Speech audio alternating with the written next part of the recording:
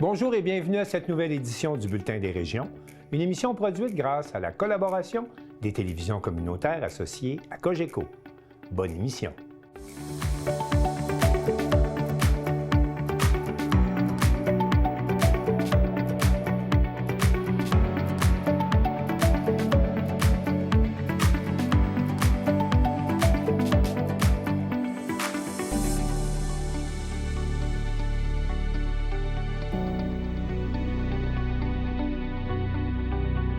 Au sommaire pour vous cette semaine. À Baie-Saint-Paul, on érige des digues temporaires pour limiter les risques d'inondations printanières. À Montmagny, CEMA TV est acheté par le coopératif du journal Loi Blanche. À Gaspé, le Belvédère 163 propose aux citoyens et aux organismes un espace collaboratif à occuper et à développer. À Plessisville aussi, les organismes communautaires sont à bout. Dans la baie des Chaleurs, l'organisme Accès Sage-Femme mène un sondage sur l'accès aux services périnataux. À Amqui, la culture et le sport se rencontrent autour de la passion du hockey. À Price, l'auteur-compositeur-interprète David Pinault prépare un nouvel album ainsi qu'un spectacle qui en mettra plein la vue à ses nombreux fans. À Saint-Norbert, la tradition du fléché est transmise grâce au dynamisme du Cercle des fermières. À Sainte-Christine d'Auvergne, un grand tour cycliste pour promouvoir les saines habitudes de vie. Et pour commencer cette émission, on apprend que le congé pascal fut vraiment mouvementé pour les paramédics de Sainte-Anne-des-Monts, alors que des avalanches dans 3 secteurs des Monts-Chic-Choc ont forcé l'évacuation de skieurs blessés. Un reportage de la télévision de la Haute-Gaspésie. On a eu un appel le jeudi pascal au mont Oxback pour une dame qui s'était fracturé le poignet à la suite d'une chute en snow. Donc, mon équipe d'évacuation médicale et des paramédics de Sainte-Anne-des-Monts se sont mis en direction pour le Oxback. On a fait l'évacuation. La dame a été prise en charge par les paramédics, apportée au CH de Sainte-Anne-des-Monts. Par la suite, le dimanche pascal, on a reçu un appel pour une avalanche dans le secteur du mont Lyle, grâce à la rapidité d'intervention des skieurs et des gens qui étaient sur place. On ne parle pas de victimes aujourd'hui, on parle bien de blessures très graves. Par contre, les gens étaient tout équipés, il y avait du monde professionnel sur le terrain, des guides. Donc, grâce à la vivacité d'esprit de ces gens-là, aujourd'hui, on parle d'une blessure majeure, mais on ne parle pas de décès. Ça a quand même été une longue intervention, là, on s'entend. Ils nous l'ont apporté à notre traîneau d'évacuation médicale. Ensuite de ça, on l'a descendu jusqu'au stationnement, puis elle a été prise en charge par les paramédics. Puis le lendemain, le lundi pascal, un autre avalanche, cette fois-ci dans le mur des patrouilleurs. Donc à ce moment-là, l'équipe d'avalanche de Sûreté du Québec, l'équipe de pompiers de Sainte-Anne-des-Monts et les paramédics de Sainte-Anne-des-Monts se sont mis en direction. On s'est stationné dans le stationnement du ruisseau Isabelle. Et on est parti avec les motoneiges et les VTT, puis pour la direction du mur des patrouilleurs. La victime était environ à 300 mètres dans la montagne, donc on a laissé notre traîneau d'évacuation au pied de la montagne et avec les paramédics, on est monté à environ 300 mètres. On a stabilisé la victime et puis on l'a descendu à notre traîneau. Puis on a descendu au stationnement du ruisseau Isabelle, puis elle a été prise en charge par les paramédics. Tout ça, dans 3 ou 4 jours, on a eu 3 interventions différentes, assez touchées. Il y avait des bulletins sur le site d'Avalanche Québec qui disaient que les risques d'avalanche étaient élevés. Par contre, une chance, on parle de skieurs chevronnés qui étaient là. Vous savez, faire du ski dans le parc de la Gaspésie, c'est pas le Mont Bellevue ou le centre de plein air de Cap-Chat, là. C'est du ski de haute montagne. Donc, ça prend des experts chevronnés, ça prend de l'équipement adéquat, les DVA, détecteurs de victimes d'avalanche. Ça prend tous les équipements. C'est pas tout le monde qui s'improvise skieur dans le parc de la Gaspésie. C'est un super de beau terrain de jeu, mais il faut être conscient des risques et des dangers, puis il faut prendre le temps d'analyser. On a une de nos filles, de nos pompiers, petite Zoé, elle a 11 ans. Elle tripe sur le ski dans le parc de la Gaspésie, la petite Zoé. Elle fait du ski hors piste avec son père. Mais à tous les matins, elle va voir elle-même les bulletins d'avalanche. elle est déjà consciente de ça à 10 ans. Donc, c'est important que tout le monde prenne le temps. On a la chance en Haute-Gaspésie d'avoir cette entité-là qui est Avalanche Québec, qui est une sommité là, au Canada, puis peut-être même mondiale. Là, je ne suis pas un expert là-dedans, mais c'est une sommité. On a ça ici dans notre cours.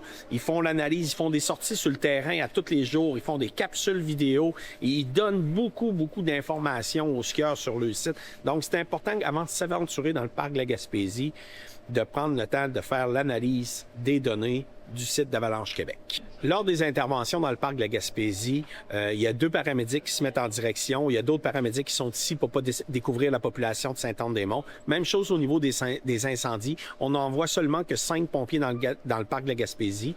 Moi ou mon officier de garde, on reste ici à la caserne pour gérer, coordonner le tout de la caserne ici. Mais il y a seulement que 5 pompiers qui s'en vont sur le terrain. La population n'est jamais mise en danger.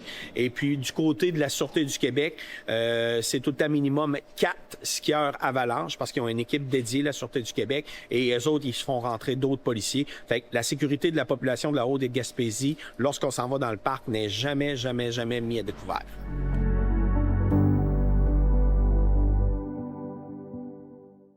À Baie-Saint-Paul, suite aux inondations du 1er mai 2023, des études hydrologiques ont permis d'identifier les secteurs à risque d'inondation et d'ériger dès maintenant des digues temporaires dans l'attente d'importants travaux qui devront être réalisés au cours des prochaines années. Félix Chouinard, de TVCO. On sait désormais où la ville de Baie-Saint-Paul installera ses installations temporaires pour prévenir les inondations. On a divisé ça, dans le fond, en secteurs en lien avec les rues qui sont concernées. C'est le 14 avril dernier que la ville a présenté les détails de ces nouvelles installations. 4 secteurs sont concernés. Le premier secteur est celui de la rue Morin. Ici, 115 mètres de digues de sable seront installés sur ce terrain qui abritait, avant les inondations de mai 2023, une résidence.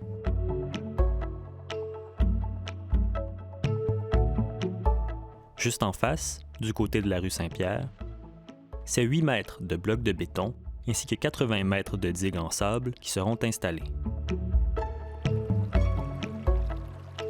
Il est également prévu de rehausser les fondations de l'entrepôt se trouvant au bord de la rivière de 0,15 mètres.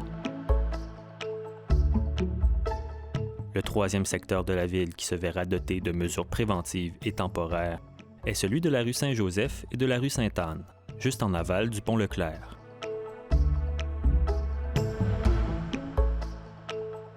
Du côté Saint-Joseph, un rehaussement du mur déjà existant est prévu à l'aide de blocs de béton sur une distance de près de 50 mètres.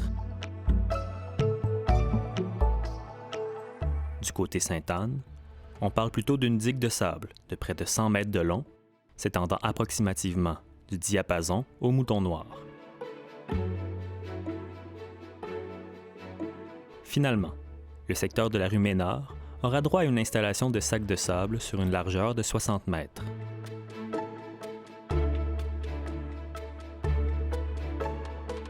Ces mesures servent 2 objectifs bien précis. Le premier est de limiter les débordements d'une crue pouvant aller jusqu'à un débit de 709 mètres cubes seconde. C'est le cas des interventions qui auront lieu dans les secteurs 1, 2 et 3. À titre indicatif, une crue de 911 mètres cubes seconde, comme nous avons vécu en mai 2023, serait un événement pouvant se produire au 100 ans. Le second objectif, celui qui affecte ainsi le 4e secteur d'intervention, soit la rue Ménard, vise plutôt à limiter le phénomène de boulance, qui serait responsable de l'instabilité des sols autour des rives en cas de grande crue.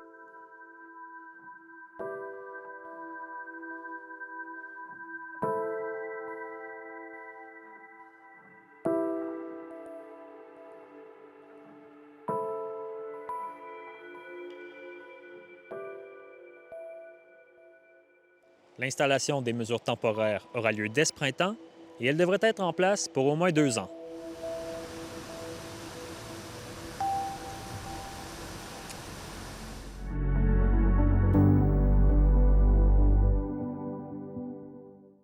Ça bouge dans le secteur des médias locaux à Montmagny, alors que la station de télévision CEMA TV passe aux mains de la coopérative du journal Loi Blanche. Jean Carbonneau de CEMA TV nous explique que pour les nouveaux propriétaires, il s'agit d'un changement de paradigme visant à assurer la survie de l'information locale. C'est maintenant officiel. Après quelques mois de négociations entre les parties, la coopérative du journal Loi Blanche se porte acquéreur des actifs du groupe M-Média Incorporé, dont CEMA-TV et ses panneaux d'affichage numérique. L'entente de principe intervenue entre la direction de la coopérative et M. Michel Montminy, président du groupe M-Média, culminera avec le transfert de propriété des actifs du réseau d'information télévisuelle bien connu sur la Côte-du-Sud. Culminant plus de 50 ans d'engagement dans le monde des communications, dont 5 à la tête de la station de radio CFEL 102.1, l'animateur de l'émission quotidienne Bonjour Côte-du-Sud à CEMA-TV se dit particulièrement fier de voir son entreprise franchir cette nouvelle étape. L'intégration à la coopérative du journal Loi Blanche nous permettra de poursuivre la mission de CEMA-TV, mais aussi de renforcer et de faire évoluer l'offre médiatique locale dans notre marché, dans notre communauté. S'allier avec la coopérative du journal Loi Blanche, bien, ça permet justement de renforcer et d'assurer la pérennité des médias dans la région. Et c'est pour ça qu'on est heureux que la transaction se fasse avec la coopérative du journal Loi Blanche. Selon le président de la coopérative de l'hebdomadaire Magny-Montois, M. Stéphane Lavoie, cette transaction représente une continuité logique sur le développement du journal et aide à la pérennité des sources d'information régionales. Cette transaction-là permet de consolider nos acquis, nos actions pour le virage numérique. Au niveau des médias traditionnels, c'est un changement qui se fait là, dans nos jours. Puis avec le journal, là, avec toutes les nouvelles plateformes numériques qu'on a commencé à développer, qu'on a développé, on a fait le lancement dernièrement avec l'application numérique, le nouveau site web. Alors, cette transaction-là, nous, elle s'enligne dans les changements que nous voulions apporter déjà. Ce qu'on veut, c'est d'offrir plus de possibilités à nos annonceurs. Alors, avec le journal traditionnel, comme je disais, l'application, avec le web et puis maintenant avec les panneaux, bien, l'offre sera complète du côté du journal. M. Lavoie indique par ailleurs que son organisation change de paradigme en cherchant à diversifier son offre médiatique afin de tirer son épingle du jeu dans ces temps où la concurrence numérique étrangère affaiblit les médias traditionnels partout en Occident. Celui-ci souhaite que la communauté d'affaires se tournera vers les médias locaux pour garantir la survie des sources fiables d'information. Par ailleurs, le directeur général du journal Loi Blanche, M. Éric Maltais, mentionne dans un communiqué que les opérations de CEMA-TV se poursuivront telles quelles jusqu'à la fin du mois de juin prochain. L'été servira, quant à lui, à planifier et à analyser pour vérifier quelles seront les orientations à venir du nouveau média. Ici Jean Carbonneau, CEMA-TV Information à Montmagny.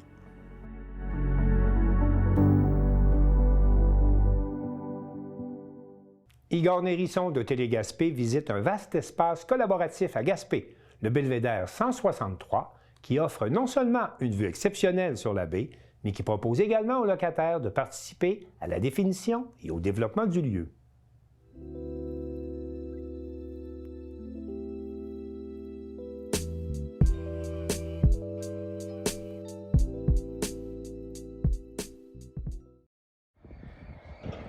Bien connu dans la région pour le développement de l'écoquartier situé en face du centre-ville de Gaspé, Gestion Bourgade est également propriétaire d'un immense espace à bureaux.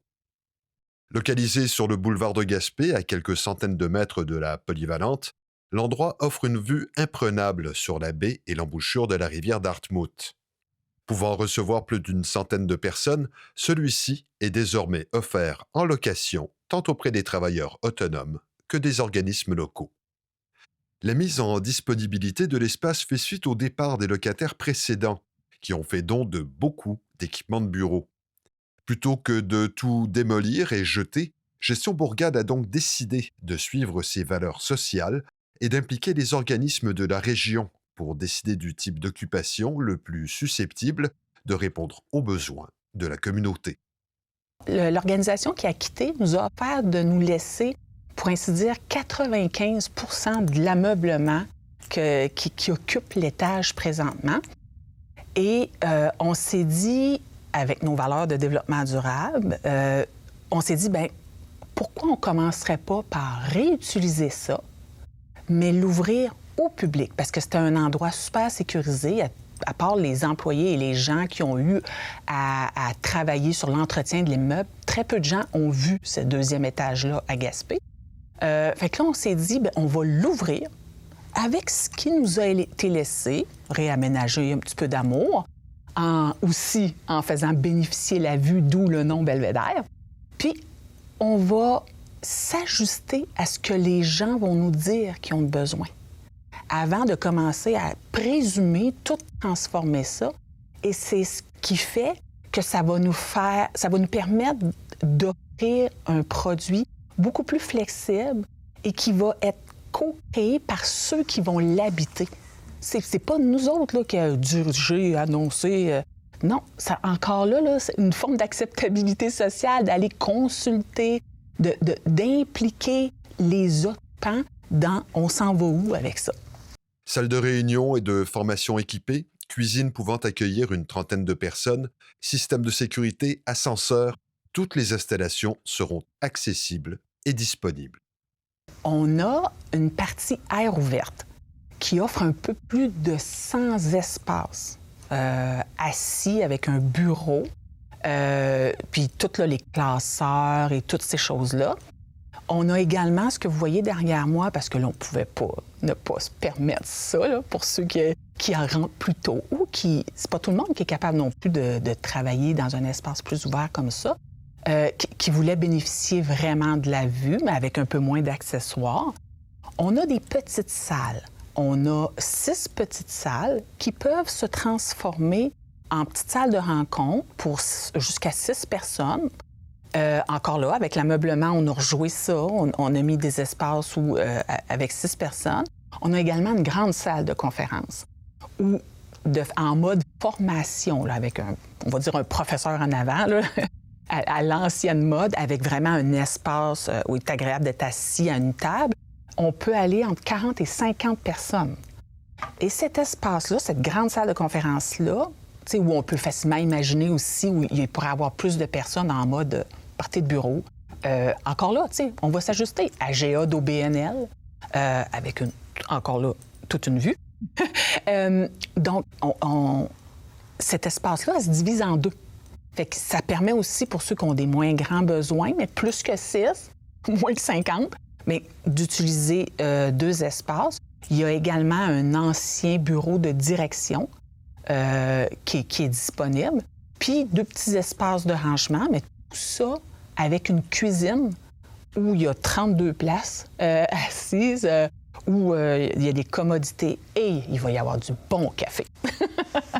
Les espaces dans l'air ouverte seront également modulables selon les besoins des futurs locataires. Pour le moment, encore là, tout est dans l'idée de s'ajuster. Si on comprend qu'à force de voir les utilisateurs le fréquenter, bien, ça serait bien de moduler certains éléments. C'est des modules. Il y en avait une série ici, on les a changés de place. Toujours selon les besoins, les baux seront également modulables. Ça va partir d'une offre de location à la demi-journée, à la journée, au mois, à l'année. Le futur de l'espace dépendra donc des attentes exprimées par la communauté. Avec autant de pieds carrés, tout, ou presque, est possible. Ça se peut que dans 3 ans, 4 ans, on revient ici, il reste l'espace devant qui est en air ouverte, puis finalement, bien, on a créé 4-5 locaux, on a refermé des espaces. Encore là, que les gens vont vouloir louer avec des baux sur plus long terme. On va vraiment s'arrimer aux besoins actuels du marché du travail qui sont en évolution. Puis c'est ça qui fait la beauté d'avoir récupéré ça et de ne pas avoir trop investi, de dire, bien, ça nous permet de vous louer un prix dans le marché, puis que vous venez avec nous, puis on co-construit la suite. Pour découvrir l'endroit et imaginer les nombreuses opportunités qu'il offre, une journée porte ouverte est organisée le vendredi 24 avril de 8h à 17h. Toutes les informations sont disponibles sur la page de l'événement Facebook et bientôt sur le site web de Gestion Bourgade sous l'onglet Belvédère 163. Ici Igor Nérisson, journaliste IJL pour Télégaspé.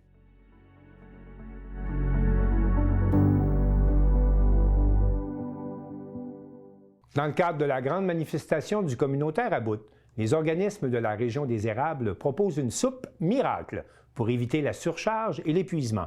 Elle est composée de 3 tasses de financement adéquat, 2 louches de conditions de travail mélangées dans un bol de reconnaissance. Un reportage de Jacob Kenville de la Télévision des Érables. Le 1er avril dernier, dans les rues Plessisville, près de 170 personnes issues du milieu communautaire se sont mobilisées dans le cadre du mouvement communautaire à Bout. Une mobilisation qui s'inscrit dans une grève provinciale visant à dénoncer le sous-financement chronique du milieu et à réclamer une meilleure condition de travail. Pour illustrer concrètement cette réalité, les organisateurs ont choisi un symbole fort, offrir un simple bouillon plutôt qu'une soupe, une image qui reflète le manque de ressources auxquelles font face les organismes. Et avant de prendre la rue, plusieurs ont tenu à s'adresser à la foule pour donner le ton à cette journée de mobilisation. Ben vous savez qu'aujourd'hui on est le 1er avril, je vous l'apprends pas. D'ailleurs, j'ai vu plusieurs poissons là, un petit peu dans l'Assemblée aujourd'hui, puis je trouve ça vraiment beau. Ça me fait un peu penser à nous puis au mouvement qu'on crée présentement. Parce que, en fait, un poisson seul, là, ça peut facilement passer inaperçu. Mais pour ceux qui savent, qui ont déjà vu un banc de poissons, quand on voit un banc de poissons, c'est magnifique, c'est uni, ça devient plus fort parce que ça avance ensemble. Puis c'est exactement ce qu'on fait aujourd'hui. On se rassemble, on se tient, on avance dans la même direction. Puis d'ailleurs, si on est là, c'est justement parce qu'on partage un attachement, tout le monde, qui est profond à notre territoire, à notre région de l'érable. Puis on a un attachement aussi aux gens qui vivent ici. Ici, les organismes communautaires ne sont pas simplement des services, ils sont au cœur de notre milieu. Ils accompagnent des gens dans toutes les dimensions de leur vie. Ils accueillent des jeunes, ils soutiennent les familles, ils accompagnent les personnes en situation de pauvreté, ils brisent l'isolement, ils défendent les droits, ils soutiennent les proches aidants. Ils permettent aux gens de rester chez eux dans leur communauté le plus longtemps possible et ça, c'est vraiment important. Puis dans un territoire rural comme le nôtre, cette présence-là, elle est vraiment essentielle. Elle crée du lien, elle crée du soutien, elle crée du pouvoir d'agir, puis elle rend notre milieu vivant, accueillant et vraiment humain. Puis quand les gens ils choisissent de s'installer ici, ils choisissent aussi cette richesse-là. Une communauté qui est tissée serrée. Votre présence aujourd'hui, d'ailleurs, elle en est la preuve. On est vraiment nombreux, c'est magnifique de voir ça. Elle démontre que vous contribuez à cette richesse collective-là, puis que surtout, vous voulez continuer de le faire.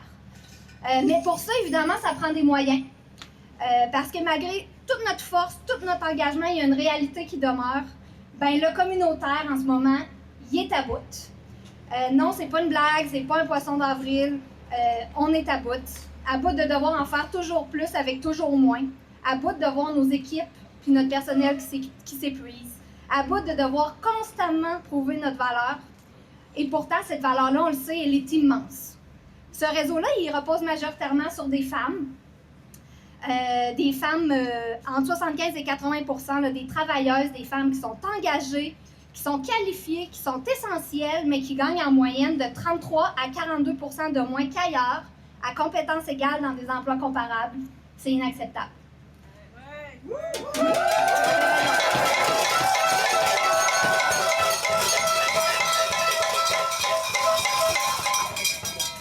C'est aussi des équipes où près de 9 personnes sur 10 vivent de la fatigue ou de l'épuisement.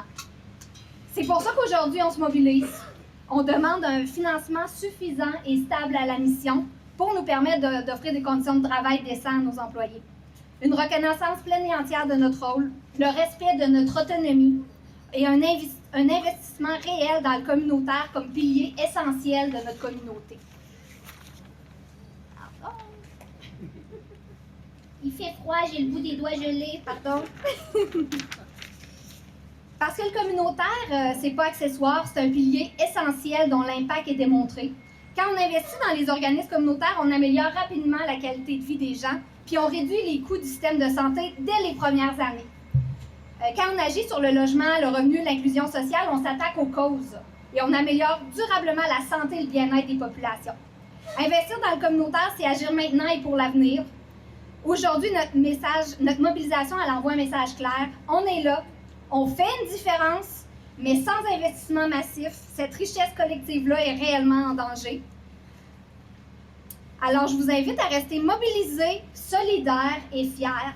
Fiers du rôle que vous jouez, fiers de l'impact que vous avez, fiers de faire partie d'un mouvement qui transforme réellement nos milieux. Parce qu'un banc de poissons, ça passe jamais inaperçu. Ça se déplace ensemble, ça s'adapte, ça résiste. Et surtout, ça avance peu importe le courant, puisque ça le crée.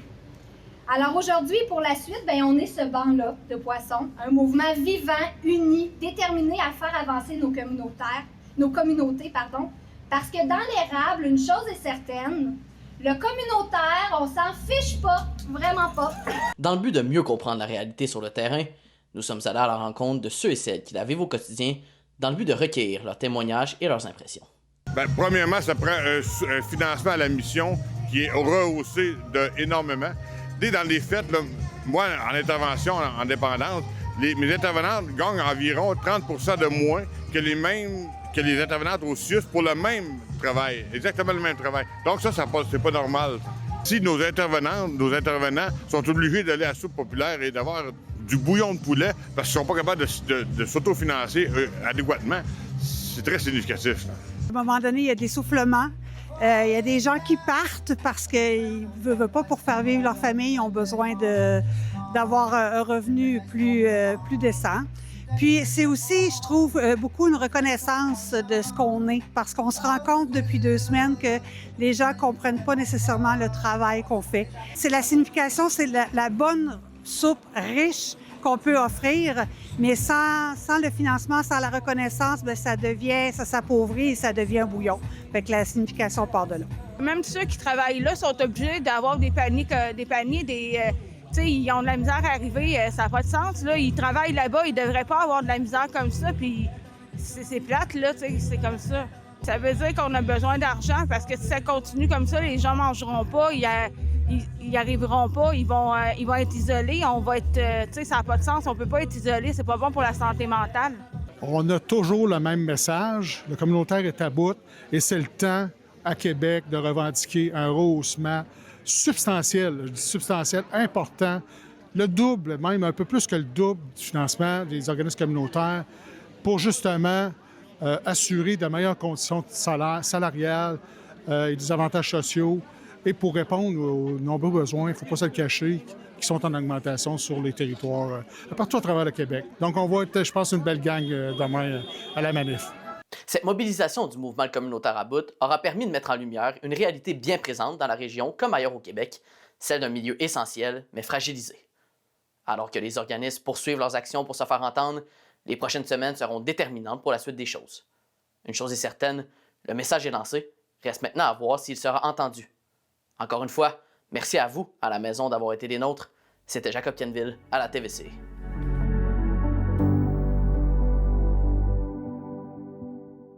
Dans la baie des Chaleurs, les femmes enceintes, celles qui l'ont été et celles qui voudraient l'être, sont invitées à participer à un sondage sur l'accès aux soins périnataux. Un reportage préparé par Éric Robert-Joseph de Télévague.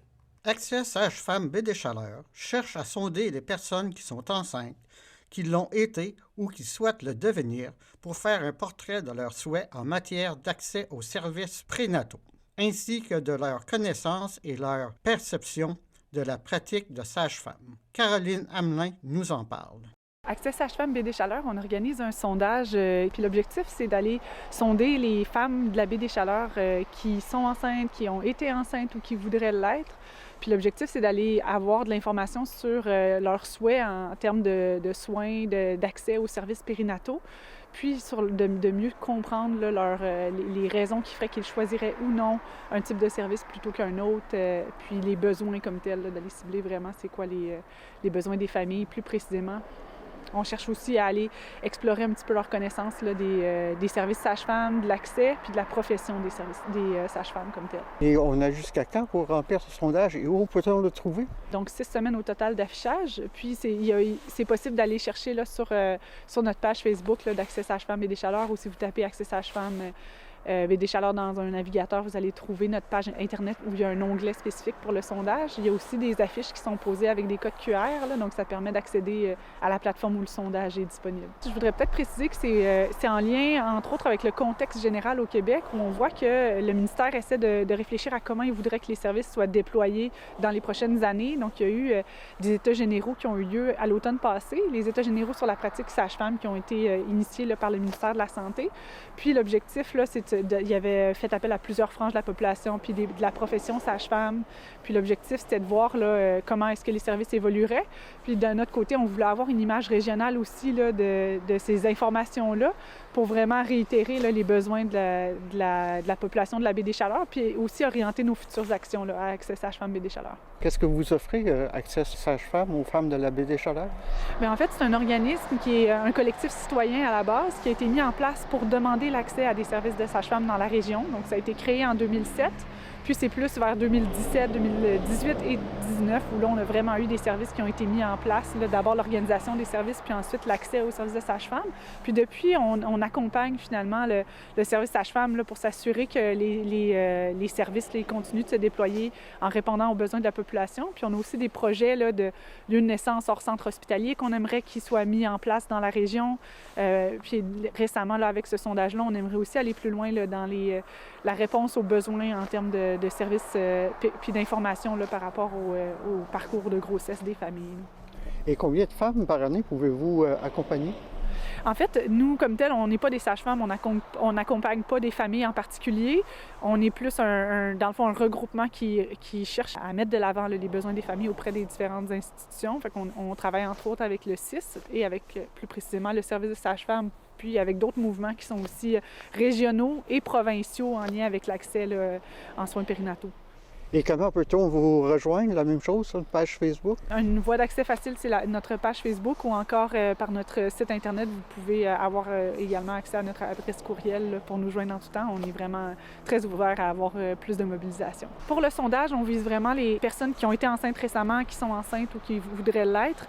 Puis pour la mobilisation dans Accès Sage-Femme Baie des Chaleurs, ça a toujours été un mouvement qui représentait les familles de la Baie des Chaleurs. Donc les conjoints sont très bienvenus aussi.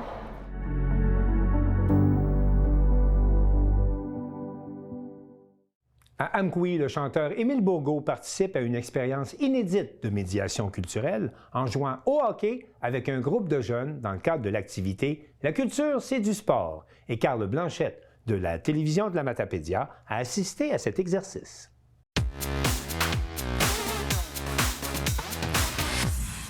Aujourd'hui, à l'Arena d'Amqui, la culture et le sport se rencontrent d'une façon plutôt originale.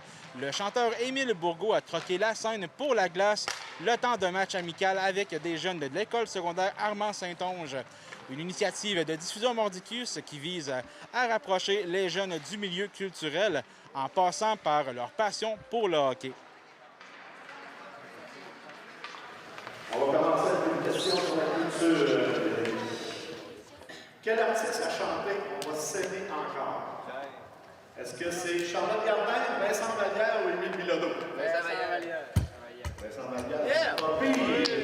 Qui détient le nombre de buts, le plus grand nombre de buts en carrière à la Ligue nationale de hockey? Est-ce que c'est Marcel Dion, Phil Exposito, Gauguin ou Wayne Gretzky? Wayne Gretzky, bravo! Michel, d'où est venue l'idée d'organiser une activité comme ça qui mélange le hockey et la culture? Bon, on dit toujours que le hockey, le sport, tout ça, ça prend beaucoup de place, mais on se rend compte avec Diffusion Mordicus, avec l'école, avec les cours de musique, avec tout ce qui s'organise à l'école et dans la salle Jean Cossette, bien que la culture aussi prend beaucoup de place. Moi, je trouve que maintenant, c'est égal à égal. Il y a une certaine égalité dans les deux, autant dans le sport que dans la culture. Donc, cette activité-là qui s'appelle la culture, c'est du sport, parce que oui, c'est vraiment sportif pour réussir à amener tous ces spectacles-là, permettre aux jeunes de faire de la musique, avoir un prof de musique à temps plein, avoir beaucoup d'activités culturelles. Donc, j'ai eu l'idée, avec l'aide d'un des jeunes joueurs de l'ASSO, de faire une game 3 contre 3 avec Émile Bourgault, qui est en spectacle à la salle Jean Cossette en avril, et de les emmener sur glace pour démontrer justement que le sport et la culture peuvent bien se mélanger. Donc, les jeunes et Émile, ainsi que les jeunes en musique de la classe de Claudia, assistent aussi à cet événement-là. Puis comment ça fait que c'est Émile qui s'est trouvé dans ce projet-là? Écoute, c'est arrivé à cause de moi et Émile, on est des amis, donc c'est arrivé une story qu'il a fait sur Instagram où il disait venez me défier au hockey. Il joue au hockey sur une patinoire à Montréal. Donc je l'ai texté, j'ai dit bon, ben écoute, je pense qu'on fait une game avec mes jeunes. Émile est toujours partant, donc il a embarqué dans la game tout de suite pour démontrer que c'est pas parce que lui, c'est un chanteur, auteur, compositeur, interprète, un jeune artiste émergent qui n'est pas capable de jouer au hockey. Donc, il est capable autant de faire du sport et de la culture. Est-ce que ça a été compliqué d'organiser tout ça puis de synchroniser les jeunes, l'école, Émile, tout ça? On a eu vraiment une belle collaboration de la production d'Émile évidemment, et avec Samuel Poirier, qui est un des jeunes qui joue au hockey ce matin. Je l'ai convoqué tout simplement, je lui ai parlé du projet, il a embarqué tout de suite, il a appelé quelques-uns de ses amis pour jouer justement dans cette game-là. Donc ça a été assez facile, une belle collaboration de tout le monde, et ça s'inscrit dans un exercice de médiation artistique et culturelle de diffusion Mordicus. Qu'est-ce que tu espères que les jeunes vont retenir un peu de cette journée-là, cet événement-là? Qu'est-ce qu'ils vont retenir? C'est, écoute, c'est pas parce que tu joues à temps plein au hockey ou que tu manges du hockey ou tout ça que tu peux pas assister à des spectacles, que les artistes aussi ne font pas seulement que de la musique, mais ils font aussi du sport. Et ils vont apprendre aussi dans cette journée-là que faire de la culture, avoir une carrière en musique, ça coûte cher. Ça coûte aussi cher que jouer au hockey. Donc, ils vont le savoir dans cette journée-là aussi. Émile, comment tu as réagi quand on t'a proposé justement de jouer un match avec des jeunes comme ça? My God, j'étais très content, puis surtout que c'est l'idée de Michel que j'aime depuis un petit bout, puis qu'on se connaît, puis tout ça. Puis c'était une belle opportunité, une belle initiative en fait pour joindre la culture au sport, puis je trouve ça super intéressant. Moi, je suis un grand fan de hockey, fait que ça m'a toujours... J'étais bien content de pouvoir venir jouer. Fait que t'es quand même un gars de hockey à la base. C'était pas un gros défi pour toi de venir faire. Ben, j'étais un sportif à la base qui a comme arrêté de faire du sport parce que j'ai commencé à faire de la musique, mais justement, c'est comme ça que j'essaie de réconcilier aussi dans ma vie en ce moment, le fait que c'est correct de faire les deux, puis c'est sain de faire les deux, tu sais, d'être un artiste, mais de faire du sport aussi. Mais j'ai toujours joué au hockey jusqu'à la pandémie qui m'a arrêté, fait que c'était pas forçant non, d'être ici. Pendant la pandémie, t'as troqué le bâton de hockey pour la guitare? C'est un peu ça qui s'est passé. Ça a été le stade où ça s'est... ça a comme changé à ce moment-là. Qu'est-ce que tu trouves le fun dans ces genres d'activités-là où tu peux rencontrer des jeunes? Là? Bien, moi, je me revois à 16-17 ans. Puis j'aime ça, cette période-là chez les ados, parce que on se pose tellement de questions, on est passionné par des affaires, on sait pas trop ce qu'on va faire plus tard, mais tout ça. Mais moi, je me vois beaucoup en eux, puis je suis vraiment content de pouvoir partager des trucs avec eux autres. C'est toujours un plaisir, ouais. C'est-tu le genre d'activité que tu aurais aimé vivre quand tu étais adolescent? Absolument. Tellement. Je sais pas s'il y a des artistes, quand j'étais ado, qui auraient aimé ça, faire ça, mais en tout cas, moi, ça me fait triper de faire ça. Les gens vont probablement te poser des questions sur ton métier, puisque vous allez vous dîner ensemble et tout. C'est quoi la chose que les gens comprennent le moins dans le métier d'artiste? Mon Dieu, ben, je vais être obligé de dire tout ce qui a rapport avec l'argent, la rémunération des artistes puis les subventions. Je pense que les gens comprennent pas trop, ont peut-être des idées reçues sur le fait qu'on est payé à rien faire ou, tu sais, j'entends ça des fois. Puis ça, j'ai envie d'en jaser pour dire c'est quoi la réalité, tu sais, sur le terrain puis combien on fait, tu sais, quand on fait des activités. Puis souvent, les gens sont surpris à quel point on gagne pas si bien notre vie que ça. Là, fait que c'est important de le dire aussi pour pas qu'il y ait de fausses conceptions, je pense. Claudia, j'imagine que Michel t'avait apporté un peu cette idée-là. Comment tu as reçu ça, toi, quand il t'a proposé ça? Bien là, premièrement, je suis chanceuse parce que Michel propose plein de trucs. Les élèves aussi embarquent là-dedans toujours. Fait que moi, c'est toujours un gros oui, puis je nous trouve gâtés. Alors, on embarquait, c'était certain. Est-ce que tu as senti un peu des fois de résistance d'un côté ou de l'autre? Les jeunes, ils ont vraiment embarqué 100 %? Non, embarqué 100 %. C'est plaisant aussi de présenter les artistes qui viennent nous voir. On fait pas juste leur garrocher ça, on les présente, puis on apprend à les découvrir. Fait qu'on est gâtés vraiment sur toute la ligne. Belle réception de la part des élèves, comme toujours. Est-ce qu'on sent à l'école quand même qu'il y a encore une division des fois un peu entre les jeunes artistes et les joueurs de hockey, ou il y a quand même une belle synergie entre tout le monde? Vraiment, là, c'est beau. J'ai beaucoup de joueurs de hockey qui débarquent en musique. C'est juste beau, magnifique. Ils veulent jouer de la guitare, ils veulent... non, je sens pas de compétition. Je trouve vraiment que la culture prend de plus en plus de place, tout simplement, puis tout le monde apprécie ça. Fait que c'est pas... il y en a des plus gâtés que d'autres, c'est pas ça. Il y a vraiment de la place pour tout le monde est bien, tout le monde trouve que c'est dynamique, puis que ça bouge. Est-ce que s'il y aurait d'autres activités comme ça qui se présentent, as-tu déjà des idées un peu? As-tu des idées à lancer à Michel, de quoi? Non, malheureusement, parce qu'on est toujours comme... on dirait que c'est toujours la grande course, là. Ouais. Fait que non, là, j'ai rien en tête pour maintenant, mais je pense que c'est plus Michel qui vient à moi la plupart du temps. Moi, je gaule mes choses. C'est lui qui a plus de temps un peu pour vous donner des choses. Qui pense beaucoup à ça. Oui, qui a les idées, qui pense à la médiation culturelle, qui s'investit là-dedans. Après ça, il me lance ça, puis nous, on embarque. Merci beaucoup. Plaisir!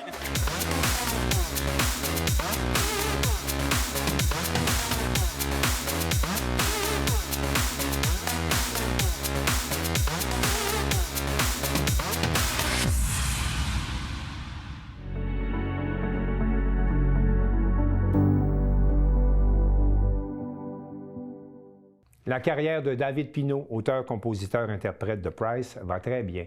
Il prépare un nouvel album ainsi qu'un spectacle dans lequel seront intégrés des numéros de cirque avec de véritables athlètes.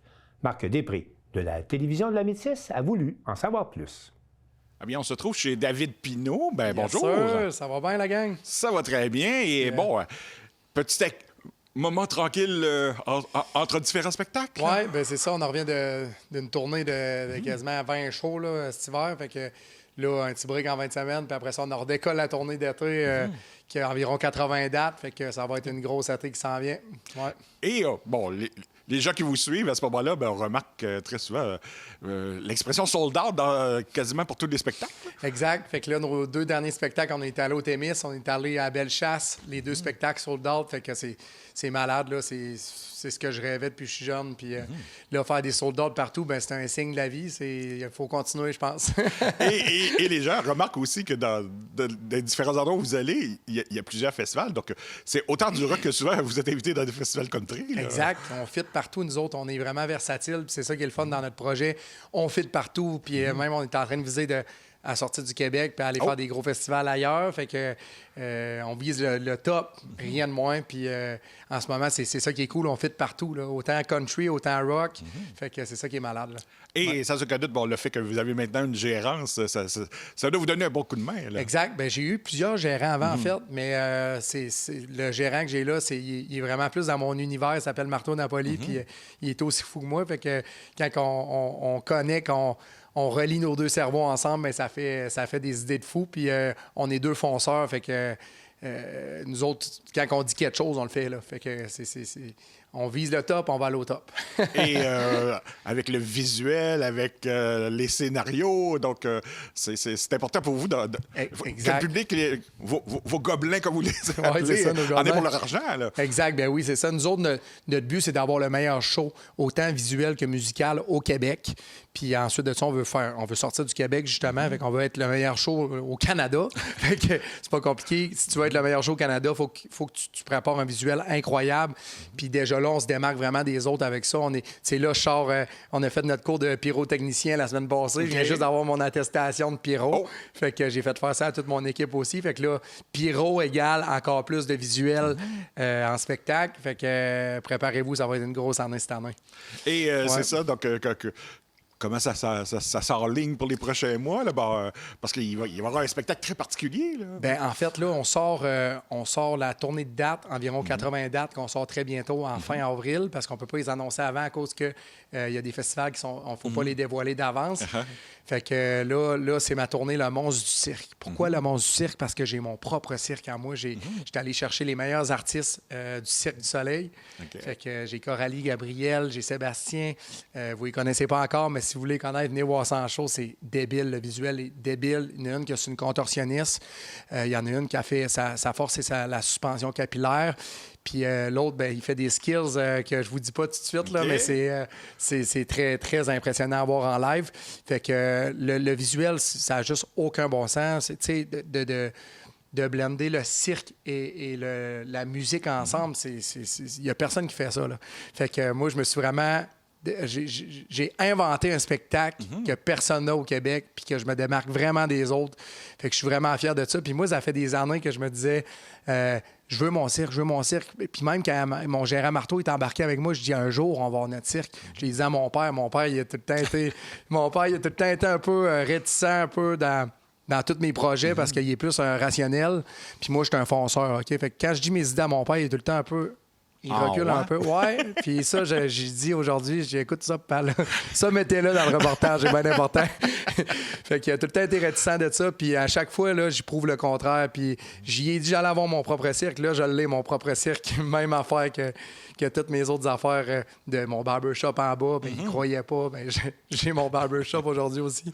Fait que c'est malade de pouvoir vivre de ses passions aussi. Là. Mais là, bon, faire un spectacle avec des éléments de cirque, est-ce que ça va être adaptable pour toutes les salles à ce moment-là? Ou ça va prendre c'est encore plus fou, c'est encore plus le fun parce que justement, le cirque, c'est familial. Un cirque, c'est familial. Fait que c'est sûr, c'est creepy circus un peu, mais c'est vraiment... je vous dis, il faut le voir pour le croire. C'est une expérience. C'est pas juste un show. Il faut vraiment venir voir ça.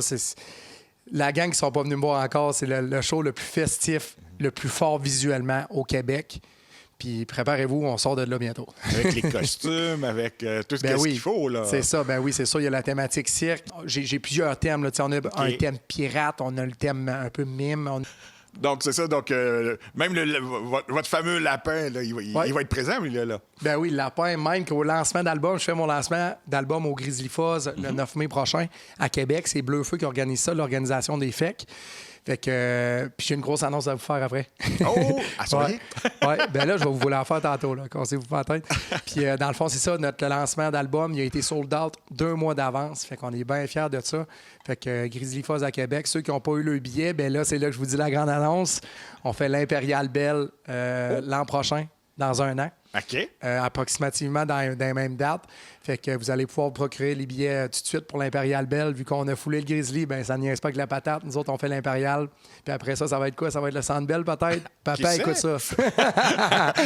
The sky is the limit. Exactement. Et à ce moment-là, donc, c'est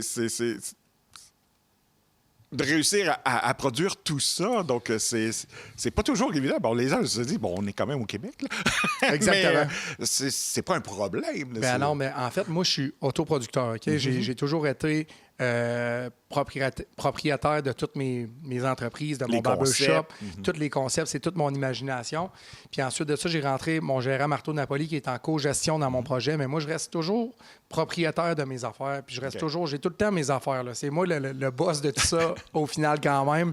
Je suis un gars qui drive dans la vie, je suis un entrepreneur dans l'âme. Fait que c'est bien important pour moi de pas donner mon projet à quelqu'un, puis de toujours avoir le contrôle là-dessus quand même, peu importe ce qui arrive. Si Marteau, un jour, il est tanné de travailler avec moi, ce qui m'étonnerait, parce qu'on a bien trop de fun, bien, je ne serai pas dans la merde, tu comprends? Là? J'ai mes affaires, puis je suis autoproducteur, fait que j'ai même ma compagnie de disques, Maudit Fou Musique, fait que c'est ça.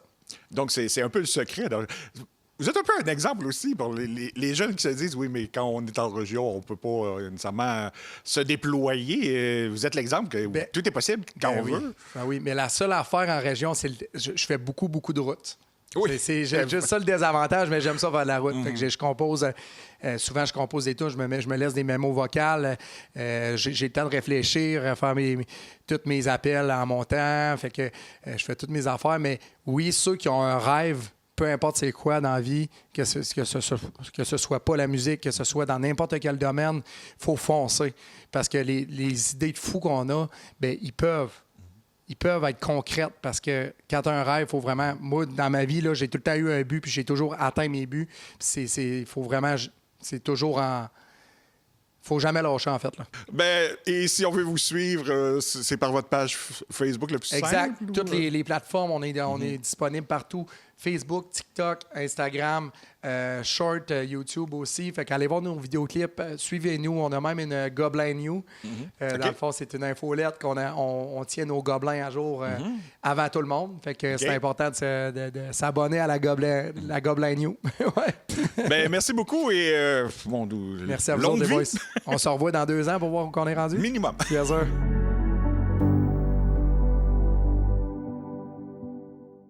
Le Cercle d'infirmières de Saint-Norbert, qui existe depuis 82 ans, a créé le club du fléché d'Autrey afin que le savoir-faire de cette méthode particulière de tissage se transmette de génération en génération. Un reportage de Daniel Yvon de CTRB.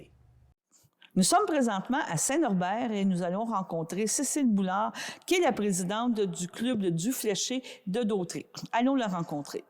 On est accompagné de Cécile Boulard. Bonjour Cécile. Bonjour. On est au club du fléché de Dautrey, c'est bien ça? Oui. Et tu essayes de me montrer comment faire du fléché. Je te regarde aller. Faut pas avoir de l'arthrose dans les mains. Là. Non. Faut pas avoir de l'arthrose dans les mains du tout. Puis il faut être capable d'utiliser nos 10 doigts. Parce que le fléché, à la base, tout ce qu'on a besoin, c'est de fil. Puis nos 10 doigts pour être capable de flécher. Quand on parle de flécher, c'est une technique artisanale qui a été développée il y a plusieurs années Au 18e siècle. Et qu'est-ce qui est fléché? C'est parce qu'on tisse justement avec nos doigts. On tresse avec nos doigts, oui. On tresse avec nos doigts. Ici, au club, c'est toi qui as fondé, c'est toi que tu as cette passion-là d'avoir fait. C'est le Cercle d'infirmières qui a fondé ça. Mais c'est surtout à cause d'une activité qui a été faite par la MRC d'Autrey il y a à peu près 5 ans, qui, eux autres, voulaient identifier les savoir-faire qui étaient en perte de vitesse. Le fléché en étant une, parce qu'on n'a pas beaucoup de personnes qui sont capables de transmettre l'information. Fait que c'est la raison pourquoi nous autres, à un moment donné, on a décidé, OK, on va transmettre Là, tu parles du Cercle des fermières. Le fermière, oui. Parce que à Saint-Norbert, vous êtes très actif, le Cercle des fermières. Oui. Ça existe encore. Anciennement, c'était un groupe de femmes qui étaient là pour s'entraider et tout, mais ça a demeuré. Ça fait combien de temps que les... 82 ans à peu près. 83. Puis le club du fléché, contrairement au Cercle des fermières, lui, il accepte les hommes. Ah, OK. Fait que ça, c'est un avantage parce que il y a beaucoup d'hommes qui flèchent. Ah oui? Fait qu'on veut encourager les hommes à venir ici. Il n'y a pas de discrimination. Il n'y a aucune discrimination. Il faut être patient, là. Oui, il faut être patient parce que si on parle de la ceinture fléchée... Oui, la fameuse ceinture. C'est peut-être entre 700 et 800 heures que ça prend pour flécher une ceinture. Fait que ça prend beaucoup de minutie, puis aussi, tu peux pas... Tu sais, il y en a, quand ils font du tricot, ils écoutent la télévision. Oui, mais c'est ça, oui. Mais ça, non, parce que faut toujours que tu saches où est-ce que tu mets ton fil, où est-ce que tu es rendu. Tu me dis que tu as des hommes, mais des enfants aussi apprennent? Oui. Moi, parce que vous avez une grosse partie d'éducation ici, c'est très intéressant. Vous les commencez jeunes pour dire que si on les commence jeunes, ils vont continuer là, à Saint-Norbert. Je pense que c'est une mission que vous vous êtes donnée. Bien, on a des marchés fermiers où ce qu'on est, puis on offre aux enfants, aux adultes, à n'importe qui, s'ils veulent essayer, de l'essayer. Le club du fléché offre un lieu où on expose des pièces, mais pas des ceintures fléchées. Tout ce qui peut être fait, toute autre chose qui peut être faite en fléché. Après ça, on a un lieu où les personnes peuvent pratiquer. Ça n'existe pas, un lieu où ce que le monde dit, ben je vais aller pratiquer, puis si j'ai un problème, je vais demander à quelqu'un. Ça, il l'a pas ailleurs. Puis, il y a de l'accompagnement. Fait que c'est pas des cours, parce que il y en a des cours de fléché qui se donnent à Longueuil, à Montréal, à Laval, à Québec. Mais nous autres, c'est que la personne vient, puis on va y montrer.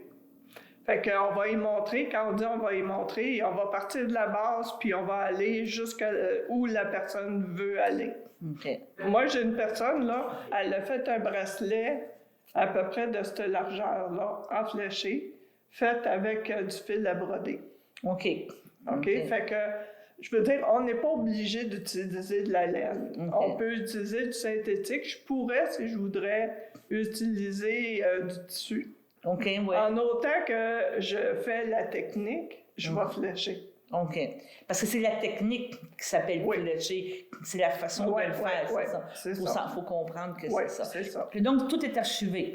Oui. Ça, c'est au club ici. C'est un travail que tu as fait de vraiment structurer, que quelqu'un qui arrive... Tu sais, c'est quand même un beau leg, là. Là, il y a vraiment une base qui a été faite, qui était produite, puis que ça se transmet par la suite. Bien, ceux qui viennent, là, ils ont leur cahier, puis je les oblige à avoir un cahier, qu'il y a les fiches, puis qu'il y a les informations, puis qu'eux autres vont utiliser aussi pour faire leur échantillon.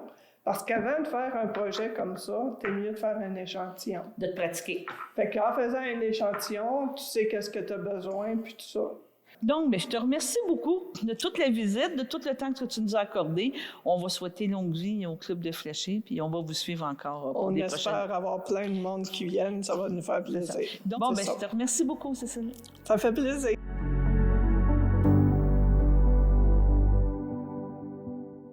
La Fondation Santé Portneuf annonce qu'elle s'allie à l'aluminerie Alcoa pour lancer la première édition de Grand Tour cycliste qui aura lieu en septembre prochain à Sainte-Christine d'Auvergne et dont les profits serviront à promouvoir les saines habitudes de vie. Un reportage de Papa Moussa Camara de CJSR. C'est une initiative rassembleuse qui vise à promouvoir les saines habitudes de vie, à mobiliser les citoyens et les entreprises et à générer des retombées concrètes pour les soins de santé dans Portneuf.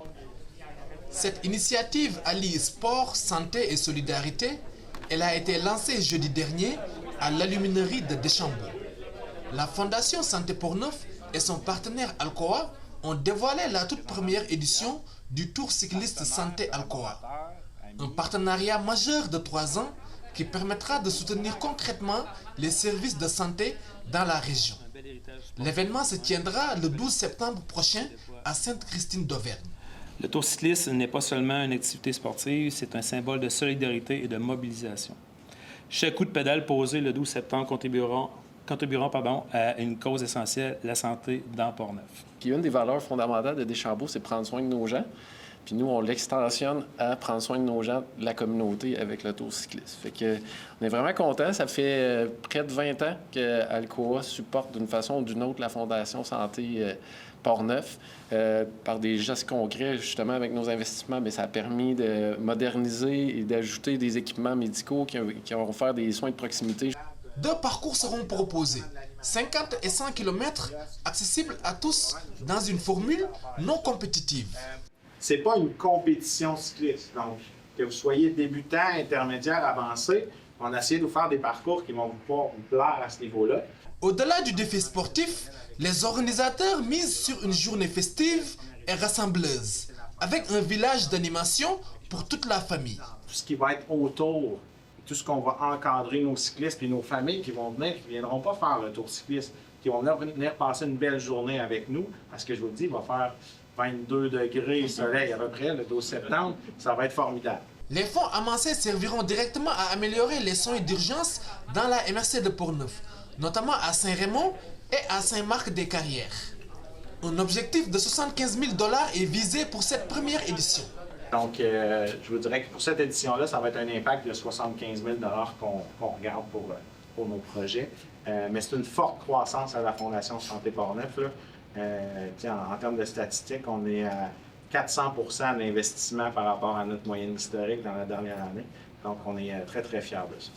Pour porter le message, un ambassadeur bien connu du milieu cycliste, Louis Garneau. Il promet de mobiliser la population et de faire rayonner l'événement à travers le Québec. Et comme on dit en québécois, le timing était parfait pour embarquer. Moi, je vais être là, c'est sûr, le 12 septembre, mais je vais faire la randonnée. Merci tout le monde de m'avoir invité comme ambassadeur. Je vais faire mon 100 % pour vous aider. Merci. Les organisateurs espèrent attirer environ 200 participants dès cette première année et lancer un rendez-vous appelé à grandir. Accueillir chez nous près de 200 cyclistes accompagnés de bénévoles, d'équipes de soutien, de partenaires et d'amoureux du vélo, c'est une véritable fierté pour notre communauté. Nous avons la chance de vivre aujourd'hui une grande effervescence, un bel héritage sportif, humain et collectif qui se déploie devant nous. Une première édition qui pourrait bien devenir un incontournable dans Portneuf, tout en contribuant à une cause essentielle, la santé. Papa Moussa Kamara, depuis Deschambault-Gorondine pour CJSR.